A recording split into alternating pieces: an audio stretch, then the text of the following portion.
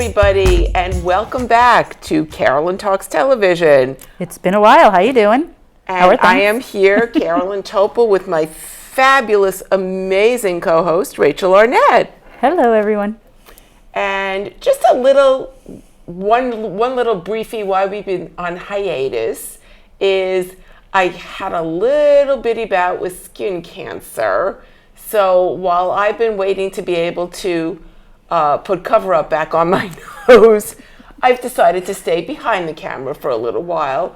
But now I am braving the front of the camera again because I miss everybody anyway. Yeah. I really do. And because we've been gone for a few months, we decided this would be a great day to do sort of a seasonal wrap-up of what we've been watching. And there has been a lot. Yeah, the past 3 to 4 months. And much of it you can still watch. We wouldn't tell you stuff that is like in the history books and you'll never find it, so don't bother. And we saw it, but you didn't. That's not the way we roll.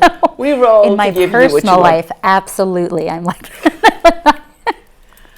So we're going to start by just letting you all know that both of us discovered we've been watching a lot of the streaming services. Yeah. I can only think of maybe one show that I watched on the cable channel, and that's just because I didn't have the streaming service. So I watched RuPaul's Drag Race as it happened. Oh, but okay. I will almost always watch RuPaul's Drag Race as it happens. That's almost a guarantee for me. I mean, for me, 90% of what I watch, I DVR first if it's not on a streaming service. Only because I'm an early rise, early to bed kind of person, and most of the good stuff is on after 9 o'clock.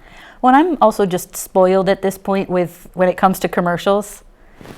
Having Hulu without ads, having Netflix, and not having commercials. Right. I've just gotten used to it. So now when I do watch something that has commercials, especially if it's the same commercial. And of course, you all are watching West Hartford Community Interactive, which does not have commercials, so you're in the right place. Very true. Absolutely. So I'm going to let Rachel start. Ooh, okay. With some of the things you've been watching that you have really been enjoying and want to share. So I'm actually going to start. So this is a network show, but I only watch it on Hulu. Abbott Elementary. Just wrapped up its second season, which was somehow better than the first, which I was terrified about. I was terrified that the second season wouldn't live up to the first season, because the first season to me was one of the most perfect seasons of a TV comedy that I have ever seen. So in the last 30 plus years. And that doesn't usually happen in a first season. No. Usually it takes at least a season for me to really connect with the characters, to understand who they are. I even struggled with like the first season of The Office. It just wasn't quite there for me. Like they hadn't found their stride. I agree. I feel like Quinta Brunson came out and she had exactly gotten down who these characters were, how they would react to each other, and the writers of the show just picked up with that. And I've just enjoyed, there has not been a single episode that I haven't enjoyed, and I can't think of a show where that's been the case. And I think the other thing about her plan for this show is I think she really knows the seasonal arc she wants to take. Yes. Yep. And it doesn't always go where you think it's going to. I'm not going to spoil anything because the season just ended. But things that it does intentionally subvert a lot of comedy tropes. And one of the things, so I did improv comedy for years, that they talk about all the time is this idea of truth in comedy. The best comedy is based in truth. Obviously, there are some exaggerations in these characters' lives, but when I see a character behave a certain way, I haven't really at any point rolled my eyes and been like, okay. Like, that's great. That's great. The show doesn't rely on the insane to make you laugh. Like you laugh about the little moments between characters and just how believable the little things that happen to them or that they say, their little mistakes or their triumphs are. Like it's just, and frankly, working in a school, a lot of the characters feel familiar. And that's really important. Yeah. that's happening. I was going to comment on that, is that you are in a school and this resonates to you. Yeah. And I was just watching a behind the scenes piece about even the child actors on the show. And most of the child actors are not trained child actors. They're people that audition for the show or are from the community, that, you know, they're local to where they're doing the auditions, and they'll find someone who works, and if they do a really good job, they'll have them do future episodes.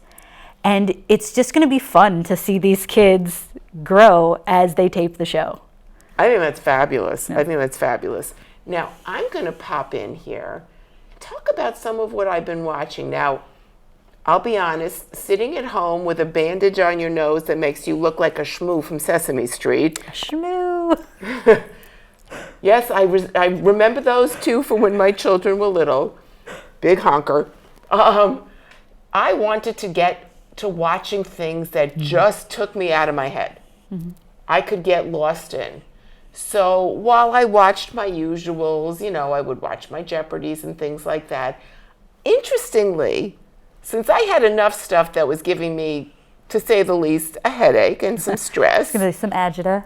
I moved away from my soaps a bit. I mean, look, you can keep up with the soap and watch it once a month, and you know exactly what's happening because it's already 45 episodes span 10 minutes. Right. You know, 3 days later, I didn't miss much. So I decided to get more involved with some of, particularly, as I said, the streaming. One of the first things I streamed, which seems very odd to be streaming when you want to get out of your head, was on Netflix, Madoff, the Monster of Wall Street documentary. Ooh.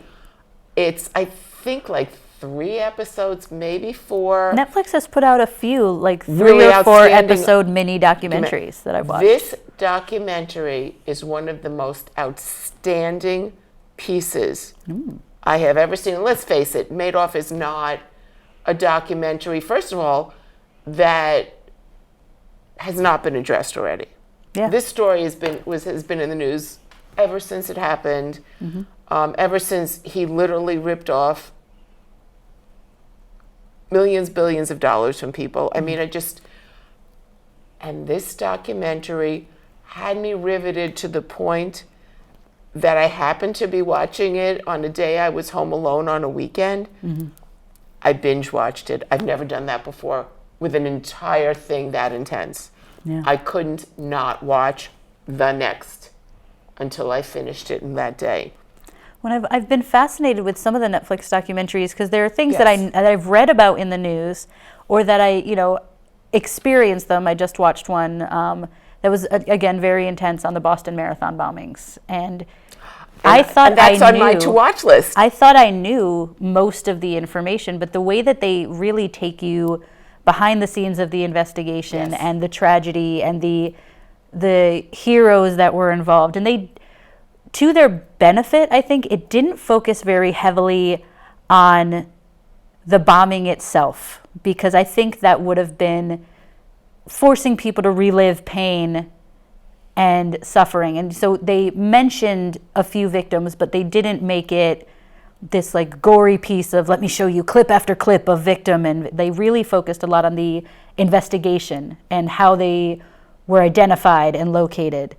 And I think by choosing that focus, I was able to watch it the whole way through. And that's where Madoff also is different, is they started with what enabled him to create such a powerful empire, starting when he was a very young man and worked for his father-in-law. Yep. And they built it from within and showed you the development of how things fell into place one at a time, the people added in, and with real people contributing to this. It's a documentary. It's not a drama. Yeah.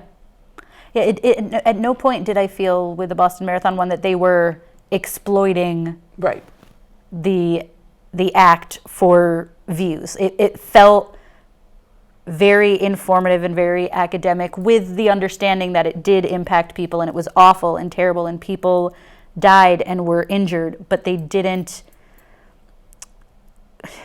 gloat is the wrong word. I can't think of it. They didn't overly focus on over dramatizing those aspects. That's right. So they treated it respectfully at all times, Now, which was huge for me. Also, on the flip side, I watched some things which I would consider totally different on a completely different scale. What did I watch? Some of the things I watched. I started watching just recently the new season of The Mandalorian on Disney Plus. I have to get into that. I'm a Star Wars fan, and I don't know why I haven't started it yet. Well, there's so many Star Wars and Lucas creation things now on Disney Plus. If I watched them all, that would be it. Yeah, that would be it. That's all true. I would watch. I felt that way about the Marvel series for a long time, and they're finally starting to scale back on that.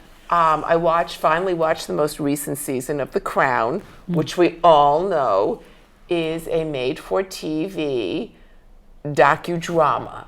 It's not a documentary. Yes, Royals, I heard you. It's not a documentary. We've got that already. And in the process, I also indulged while I was watching this, and I read Prince Harry's book, Spare. So it was really kind of funny. It's a good combination. It was a fun combination to read. So if you're into royals, watch The Crown, and also just enjoy the Spare. Remember, it's one person's side. It's not called The Spare, Spare. Based on something that not only he experienced, by the way, but that his aunt, his great aunt, Princess Margaret, experienced.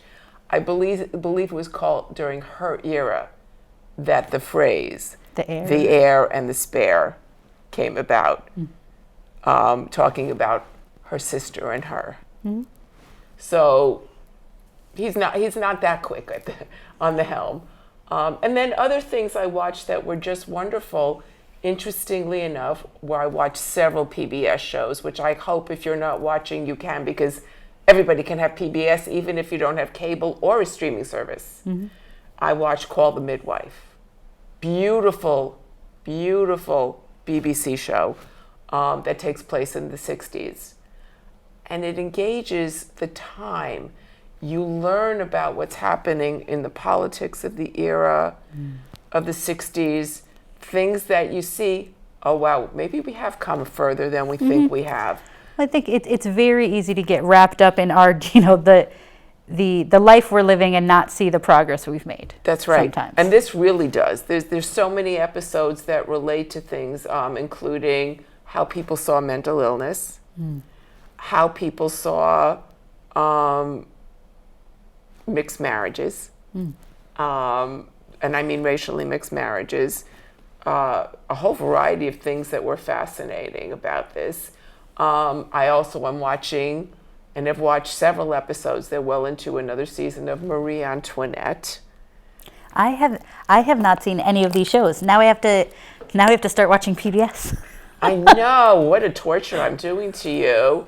And the other thing I found was if you're an Amazon person, you get something called Freevee, Freevee, which actually, unfortunately, does include some commercials at times. Some things do. Some things are worth it, though, I will. But also sometimes what they'll do is they'll say, we're going to have commercials for like the next 3 minutes to start this so we don't have to show any during the show. Yeah, I've actually seen that happen on Freevee, which cracks me up. I'm like, it's really funny that they're That's saying when you get up and go grab a drink and come back. I'm like, a soda. Same thing I used to do for commercials on the network when I didn't have options. Yep. My most recent view on Freevee was I watched the 1978 version of Death on the Nile by Agatha Christie. Just worth every minute. Maggie Smith is in it. I would watch her in anything, honestly.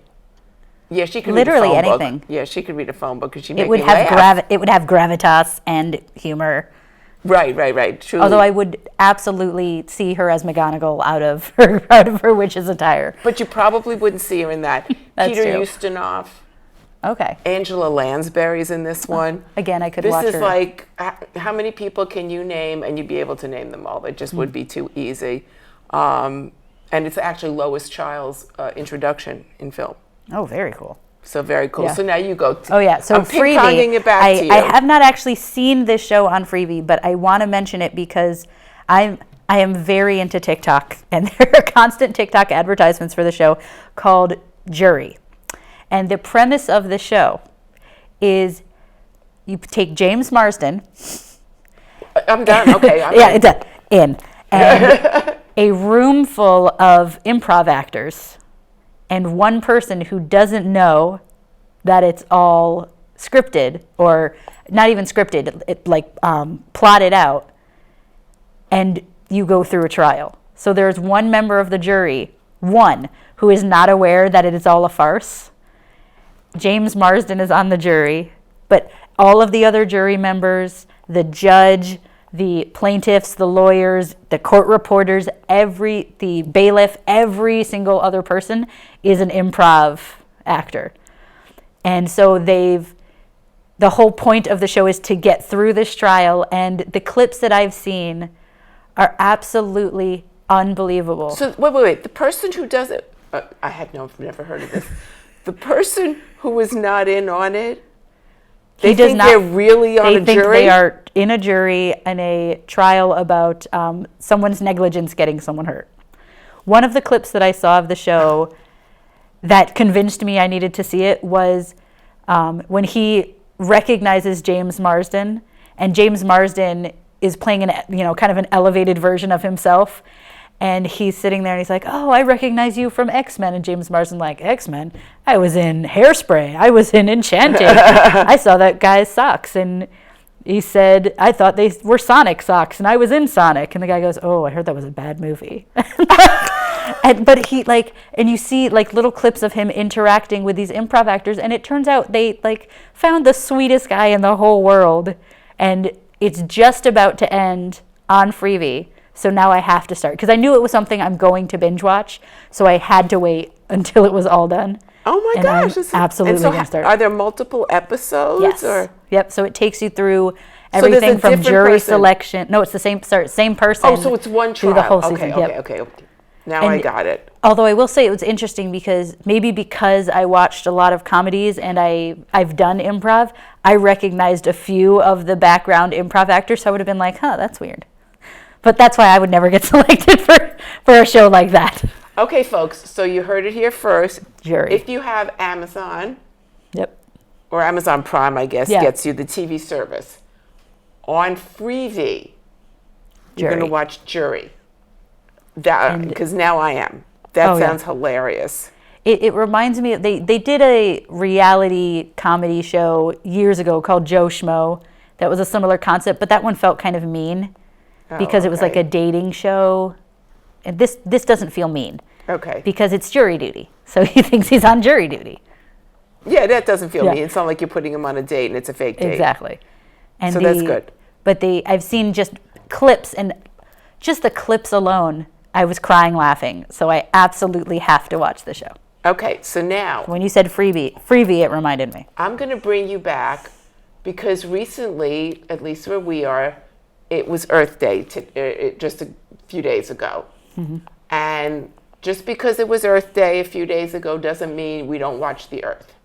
So if you have Disney Plus, I would strongly recommend you watch The Magic of Disney's Animal Kingdom. They're on season 2, but of course this is a streaming thing, so you can go back and watch season 1. Season 1 was narrated by Josh Gad, who you may know as Olaf's voice as well, or you may know as LeFou. Okay, LeFou. And also, if you ever go to the theater, was in the original Broadway production of The Book of Mormon. Yep. So this is not a person who's not talented. He's very multi-talented. However, season 2, he does not narrate. And I wondered if it would lose something. Mm-hmm. It did not, because the people who are narrating now are people who are cast members. Oh, I love that. And they spend less time narrating and more time literally engaged with the cast members. And you see both the upside of the animals that live in Disney World. Most are in the animal kingdom there.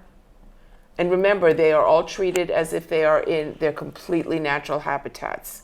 None of them are forced to do anything. If anything is a learned behavior, it was because they chose to learn it with the cast members and the vets and all the wonderful people there.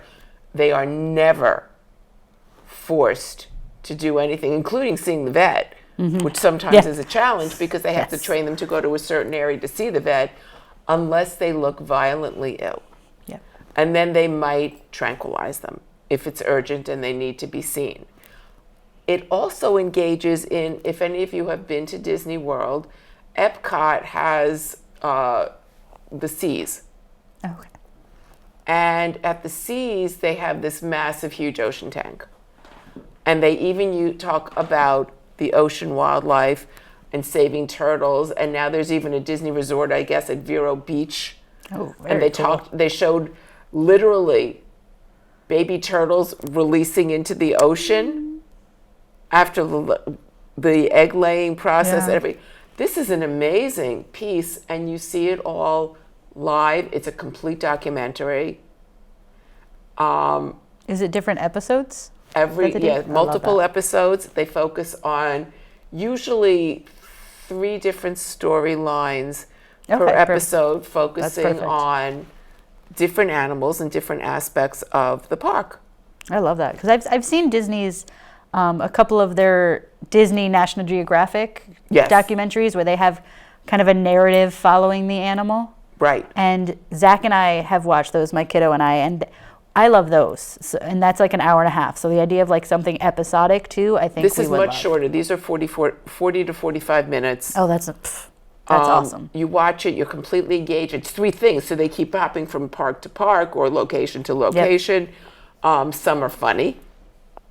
They showed how they trained some of the birds for a birds in flight demonstration that they do, and how they trained this one bird to untie someone's shoelace and to steal a cable from a microphone.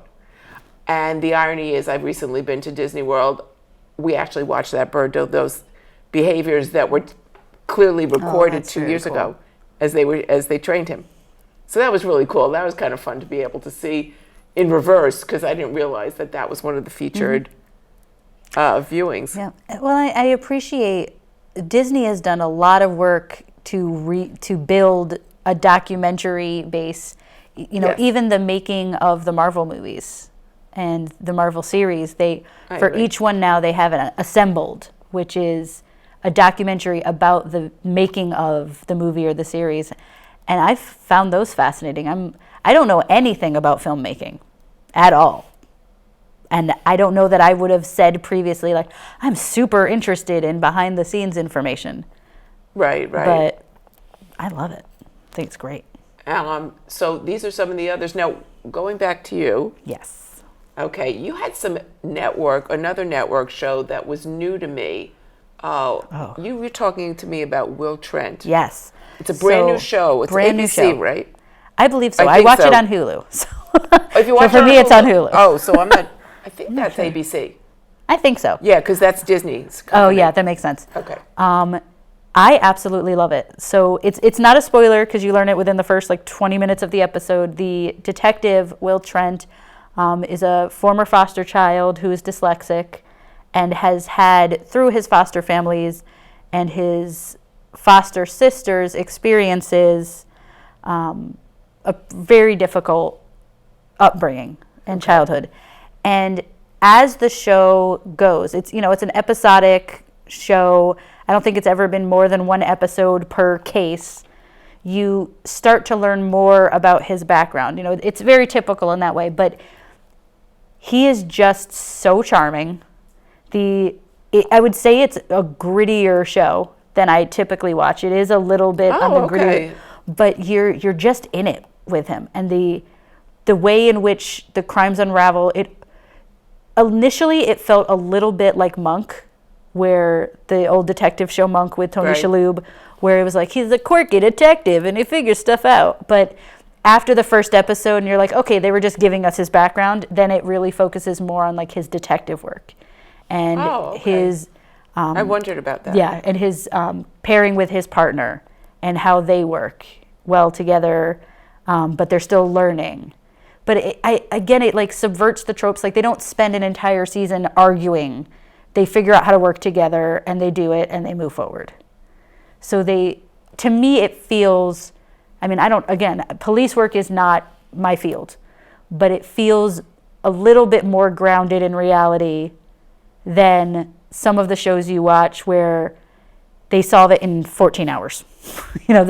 They will take, within the span of an episode, days, sometimes weeks, to figure something out, but there's always some very human emotional stakes behind it.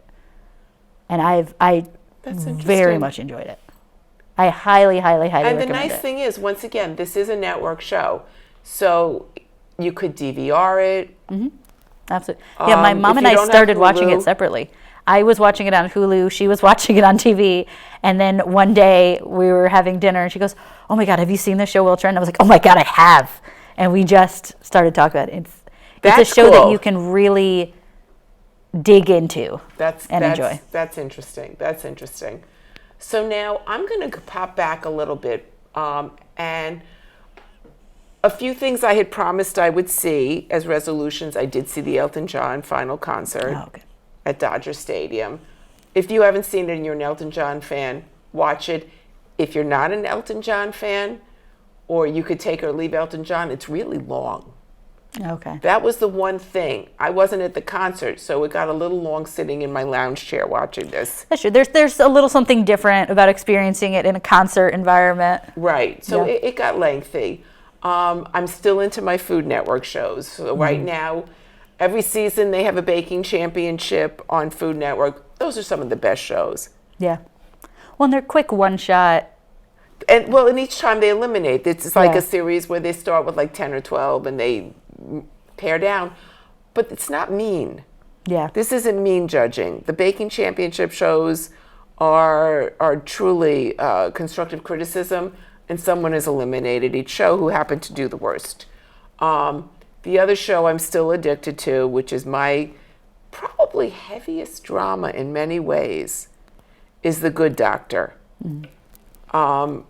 About the autistic young man who is a surgeon, a very successful surgeon, now supervises, but still does not such appropriate things, unfortunately, because of his atypical social behaviors.